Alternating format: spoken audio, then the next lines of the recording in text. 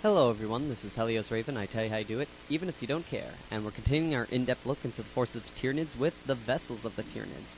And just a note here, I don't have many pictures for the vessels here because Games Workshop doesn't sell any of the Tyranid vessels. There doesn't sells a certain number of Tyranid vessels, but they don't seem to sell models for certain Tyranid vessels themselves. Either they never made them or they stopped producing them.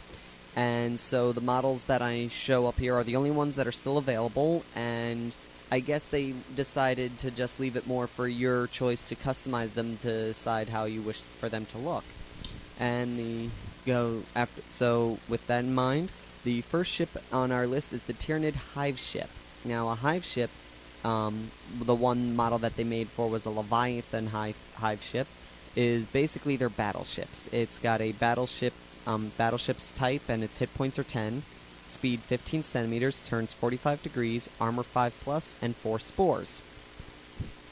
And in terms of armaments, it could be given one POW weapon, which could either be their bioacid battery, which is their weapon battery, range 45 centimeters, firepower 8, front firing arc, feeder tentacles and massive claws, range, contact, firepower special, firing arc front, and bioplasma spines, which are their lances, range 15 centimeters, firepower 4, firing arc front, left, right. It then gets one thorax weapon, pyro acid batteries, range 45 centimeters, firing arc 8, firepower 8, front firing arc front. Or a bioplasma discharge, which is 15 centimeters, that's again their lances, firepower 4, firing arc front, left, right. Or a launch bay with assault boats and fighters, firepower 2.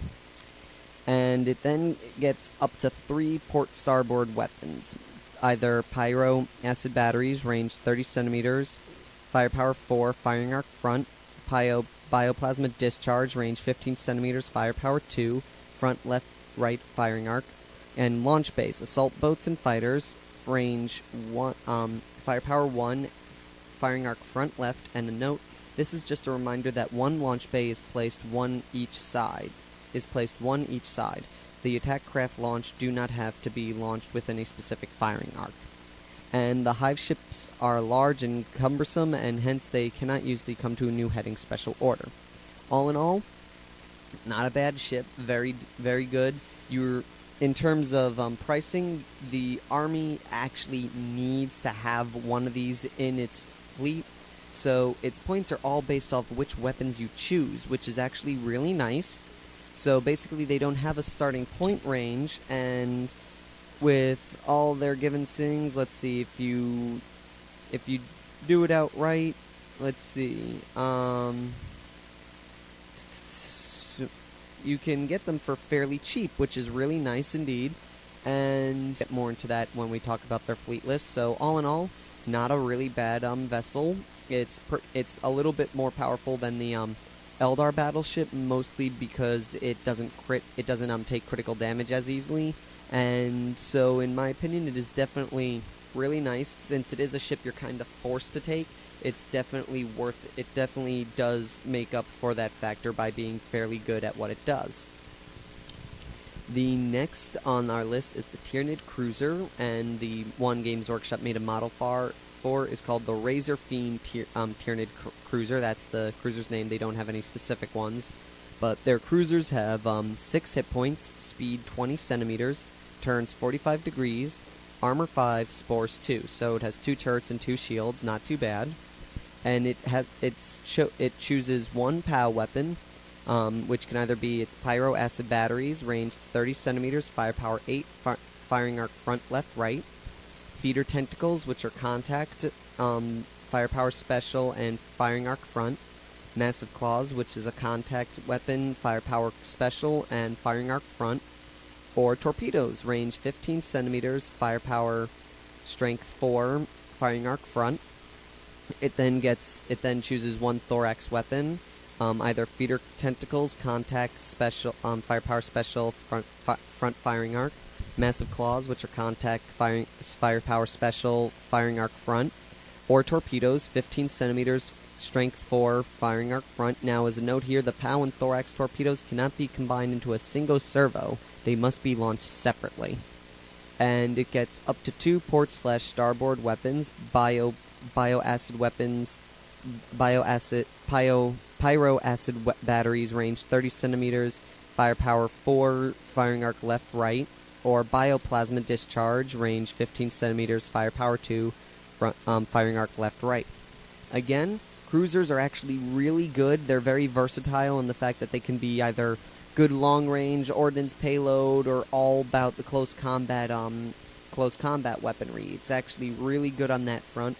And it gives you the option of having, the close combats and the extra weapons, so you're not, restricted on that front. So you can still get your feeder tentacles or massive claws or both if you want. Just, that takes up 2 weapon slots, so just be careful with that kind of stuff. But that was it for their cruisers. Then they were given a bunch of escorts, and the first escort, this is one they did not make a model for, is called the Tyranid Kraken. The Kraken is an escort with 1 hit point, speed 25 centimeters, turns 90 degrees, armor 6, turret special, and it's given up to 1 weapon. A pyro acid weapon battery, range 35 centimeters, firepower 6, firing arc front, massive claws,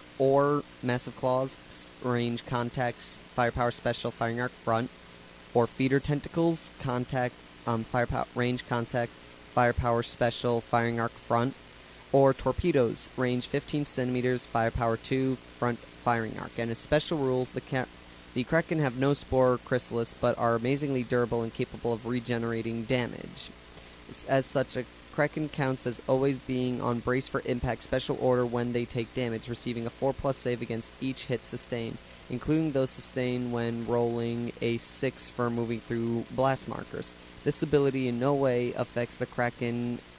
They may use other special orders as normal, which is really good. This is probably one of their best great support vehicles. They're great for like if you want to have a bunch of little guys to tie up ships, give them a bunch of, massive claws and launch them out, or use them as little support guys. They're great for like that tiny, they're great for like the tiny tasks where you just want, okay, I need something to take care of this task. You can definitely trust the Kraken to do this, especially since it's constantly under the brace for impact special rule, which is really awesome.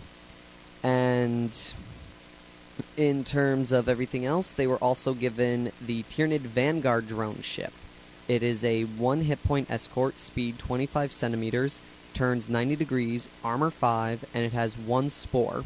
And it can be given up to 1 weapon, which is either a pyro acid weapon battery, range 35 centimeters, firepower 2, front arc, or feeder tentacles, range contacts, firepower special, firing arc front. And special rule, enemies within 15 centimeters of a Vanguard drone ship can always be targeted by other Tyranid vessels. So this is really great. You should definitely have a couple of these in your army, because they help get rid of that stupid can only fire as the closest target and can't fire at ordnance weapons.